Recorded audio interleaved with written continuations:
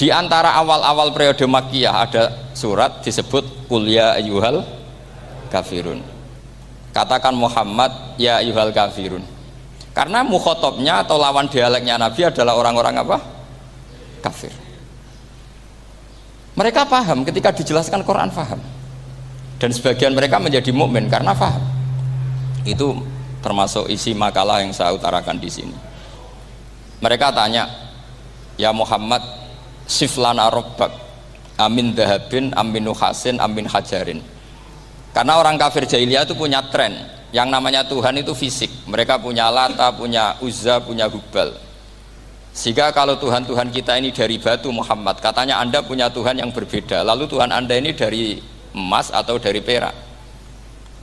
Turunlah ayat Qul huwallahu ahad Allahus somad. Lagi-lagi mukhatabnya adalah orang kafir.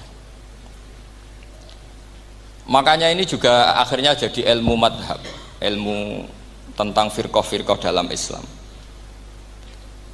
bahwa kesalahan terbesar orang Khawarij sebagaimana yang dikutip Imam Bukhari, nanti saya mencari di juz 4 atau di juz 3, pokoknya di bab babu qitalil Khawarij, karena Imam Bukhari punya adat diulang-ulang.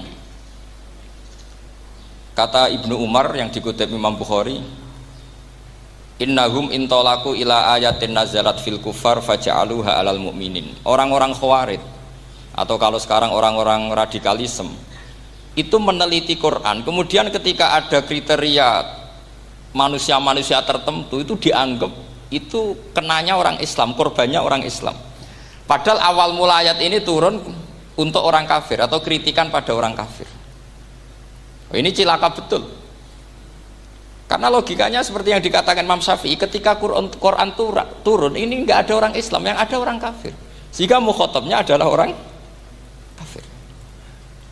Tapi ayat-ayat ini nanti dipakai Khawarij untuk mengcounter orang Islam, sehingga mereka mudah mengkafirkan kita karena pakai ayat yang dari awal Allah mengkafirkan orang kafir, sekarang ayat itu dipakai mengkafirkan orang Islam. Ini saking gebleknya orang apa? Khawarij. Makanya kata kitab Fathul Bari yang menyarai Bukhari itu, yang mendorong orang Khawarij seperti itu adalah jahluhum bisyariah. Memang mereka benar-benar bodoh, benar-benar goblok. Misalnya kita kiai atau kita ma'arif atau kita santri atau kita orang soleh, kemudian kita tidak bisa melakukan apa yang kita katakan, terus kita oke lah, kita kena kritik misalnya atakmurunan nasabil birri watan sauna anfusakum wa antum taslunal kitab. Terus kita katanya bisa ngomong tapi tidak bisa melakukan, terus dikritik dengan ayat itu mestinya tidak tepat. Karena itu asbabun nuzulnya adalah orang-orang Yahudi karena tahu bahwa sifat Rasulullah itu ada di Taurat, mereka menyuruh keluarganya itu masuk Islam, tapi mereka sendiri tidak mau Islam. Kemudian turunlah ayat atakmurunan nasa bil birri wa tansawna anfusakum wa antum taslunal kitab afala ta'qilun. Sekarang perbandingannya begini, misalnya ada orang Islam, taruh saja Zaid itu maling, ya maling, konsisten dia malingnya sampai tua. Terus menurut Anda Zaid yang muslim ini, muslim, Zaid itu muslim tapi maling, jangan bilang maling tapi muslim, dia itu ya. Kemudian Zaid bilang ke anaknya, "Cung, kowe aja dadi maling, dadi santri sing soleh, sing maling bapak tok." Ndak. Ini menurut analisis usul fikih. Ngomongnya Zaid itu benar apa salah? Benar kan? Nasihatnya ya benar, ngomongnya juga benar. Kamu ndak bisa ngeritik Zaid. Kamu bisa ngomong tapi tidak bisa melakukan, ndak bisa. Fa innal amra bil ma'ruf wajib. Wal qawla bil ma'ruf ya wajib. Wal qawla bil haqqi ya wajib. Jadi itu hal yang berbeda. Misalnya fa innal amra bil ma'rufi wajibun, memerintahkan barang baik itu baik. Wa innal qawla bil haqqi ya wajib, mengatakan yang hak itu ya wajib. Berarti Zaid tetap kena khitab. Kamu harus nasihati anak secara benar. Kamu juga harus ngomong hukum secara benar. Lalu ketika Zaid ngomong hukum secara benar, cung ojo maling, maling ku dosa. Cung ojo nerusno profesi ini bapak maling, maling itu tidak benar. Dia berarti sudah melakukan dua kebenaran, yaitu ngomongnya benar, nasihatnya benar. Dia salah, perilakunya tetap maling. Tapi jangan karena dia maling lalu omongannya enggak salah juga, berarti salahnya malah 3. Makanya ini pentingnya ngaji sama ulama, sama ahli usul fikih. Jadi tidak bisa dicampur adukkan. Zaid gagal dalam perilaku, tapi jangan gagal lagi di nasihat. Nanti kalau dia tidak nasihati, maka anaknya terus maling, alasannya niru bapaknya. Karena bapaknya kalau mau nasihati nanti disemprit sama santri-santri. Pak, sampean ra oleh nasihati anak ra sama maling, sampean dhewe maling. Oh, tidak bisa cara usul fikih. Itu malah yudroku kulluh, la yudroku napa? Kulluh, atau bahasa populernya al-maisur la yasqutu bil ma'sur. Misalnya kita sebagai kiai hanya bisa takrib, hanya bisa jurumiyah. Apa muda Fatul Mu'in cek abote. Bulet, maknane bulet. Kamu tidak boleh ngomong gini, Cong. Kowe sebagai muridku kudu nurut aku. Nak gurumu goblok tok takrib, kowe tok takrib wae. Gak oleh ngelangkai guru, gak sopan gitu misalnya gitu. Gak boleh gitu. Tetap kita ngomong, Cong, kowe aja koyo aku. Kowe kudu alim Fatul Mu'in, alim Fatul Wahab. Sama ndak bisa protes. Pak guru sendiri ndak bisa, ndak bisa. Kebenaran tetap sebagai kebenaran meskipun kita ndak kuat melakukan atau ndak bisa melakukan. Lagi-lagi ayat itu sebenarnya ada untuk kita, untuk orang Yahudi, ta'murunan nasa bil birri wa tansawna anfusakum wa antum taslunal kitab. Sebab itu istidlal dengan Quran itu memang resikonya tinggi kalau tidak bagi mutabakhir, karena ya itu tadi, ini harus ada pengetahuan yang luas tentang asbabun nuzul, tentang kriteria. Nah, kalau terpaksa, saya katakan terpaksa, kalau terpaksa kita iktibar itu boleh, tapi itu terpaksa. Bahwa Allah mengkritik orang yang bisa ngomong tapi tidak bisa melakukan. Tapi itu secara usul fikih itu runyam. Teori ini runyam sekali, fatal. Sampai lihat tuh di kitab Bajuri atau di kitab-kitab fikih yang lain. Ketika Shahibil Burdah atau Shahibil Bur'ah itu yang Imam Busiri itu, Muhammad bin Busiri itu. Niku salah nama tapi kadung populer. Jadi sebetulnya Imam Busiri itu Shahibil Bur'ah, bukan Shahibil Burdah, tapi kadung terkenal Burdah, kita ikut-ikutan apa?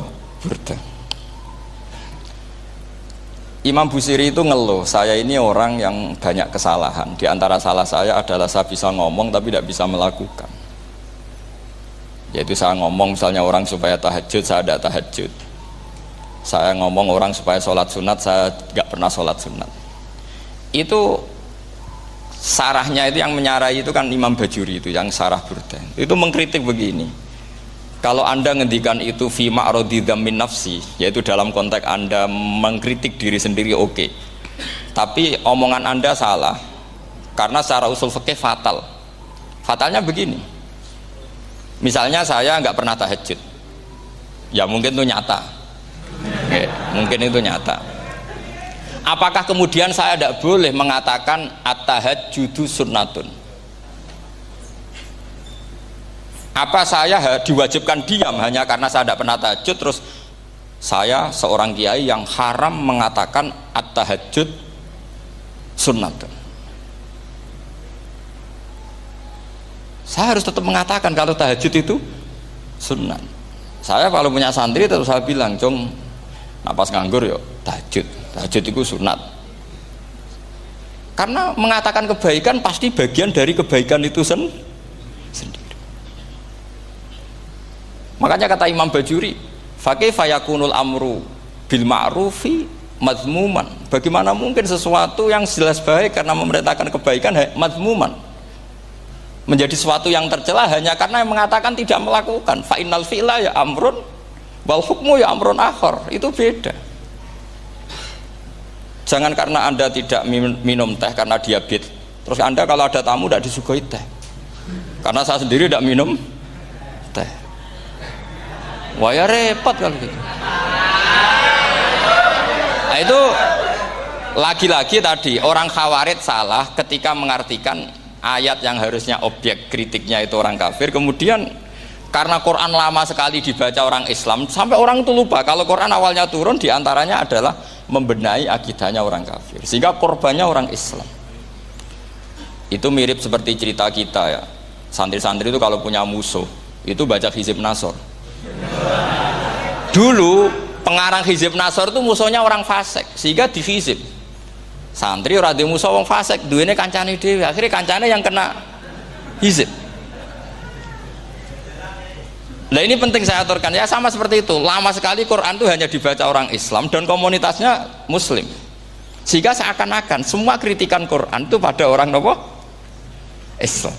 Padahal jelas Quran ada kul ya ayyuhal kafirun. Jelas mukhatabnya orang kafir. Sadaqata lakum dinukum waliyadin. Nah ini penting kalau aturakan. Makanya kalau melihat itu, Quran jelas bisa difahami orang kafir. Bahkan banyak orang kafir yang menjadi muslim karena faham maknanya apa? Faham maknanya Quran. Itu jelas sekali. Itu masyhur sekali dialeknya Nabi dengan Walid bin Mughirah, dengan Utbah, dengan banyak sekali, termasuk dengan Abu Jahal, dengan Abu Lahab. Bahkan orang-orang kafir Quraisy itu menyewa namanya Musailamah Al-Kadzab. Kalau di sini umumnya baca Musailamah apa Musailimah?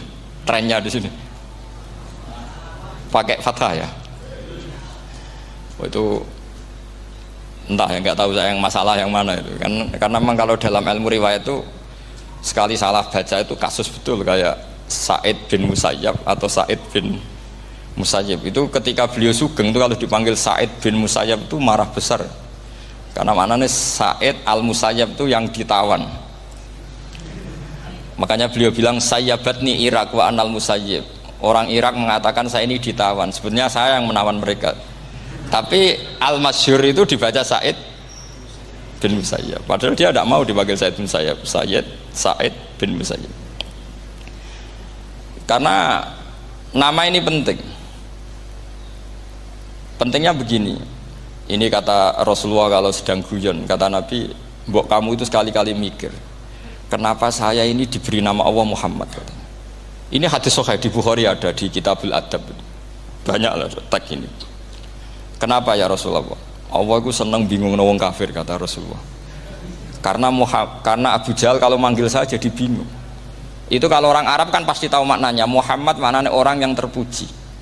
Sehingga kalau Abu Lahab ngomong itu jadi paradok. Hei orang yang terpuji, kamu bohong. Kan jadi aneh. Ya Muhammad kadzabta. Hei Muhammad kamu bohong. Kalau diterjemahkan hei orang terpuji, kamu bohong. Itu akhirnya sahabat tertawa-tawa, karena cek pinter ya pangeran milih nama kamu ya Rasulullah, karena ini bingungkan musuh gitu. Makanya kalau kamu udah anak kiai itu anak kamu panggil, namakan saja Agus, pasti satu pondok manggil Gus semua. Itu aman itu.